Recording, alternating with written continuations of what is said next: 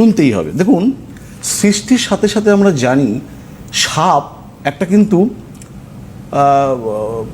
খুব প্রাচীন একটি প্রাণী। প্রায় 3490টি প্রজাতির সাপ কিন্তু কম বেশি আছে।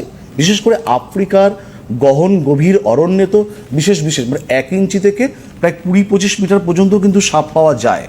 ভারতবর্ষের সংস্কৃতিতেও কিন্তু এই সাপ কিংবা নাগ যাই বলি না কেন, এটা কিন্তু আমরা বিভিন্ন সভ্যতার কিন্তু নিদর্শন পেয়েছি।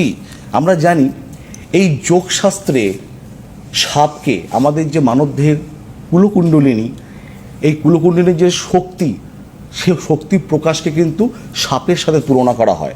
এই কুলকুণ্ডলিনী আমাদের যে মেরুদণ্ডের যে মূল যে ভাগ, মূলাধার, এই কুলকুণ্ডলী যে জাগ্রত হয়, যে উত্থান হয় কুলকুণ্ডলীর যে শক্তি, তার সাথে সাথে কিন্তু মানব জীবনের কিন্তু ব্রহ্মজ্ঞান লাভ হয়, আর একটি মানুষ কিন্তু মনুষ্যত্ব লাভ করে। তাই সাপের ভূমিকা কিন্তু ভারতবর্ষের কালচারে, সভ্যতায়, পৃথিবীর কালচারে অনস্বীকার্য। কারণ আমরা বিভিন্ন সময় জেনেছি যে দেখুন, সাপকে কিন্তু আমরা কে না ভয় পায়। আমাদের কথাতে আছে, বয়স্ক মানুষরা বলতেন যে সাপের সাথে লেখা আর বাঘের সাথে দেখা। তো দেখুন, এই সাপ, এই যে আমাদের যে পালন করছে বিষ্ণু, শেষনাগের ফণার ওপরে যে শেষনাগের যে পালঙ্ক, তার মধ্যে কিন্তু বিষ্ণুর অধিষ্ঠান। আমরা জানি যে দেবতাদের যে অধীশ্বর মহাদেব, তার কণ্ঠও কিন্তু তিনি সাপকে কিন্তু তার কণ্ঠে বেষ্টন করে আছে।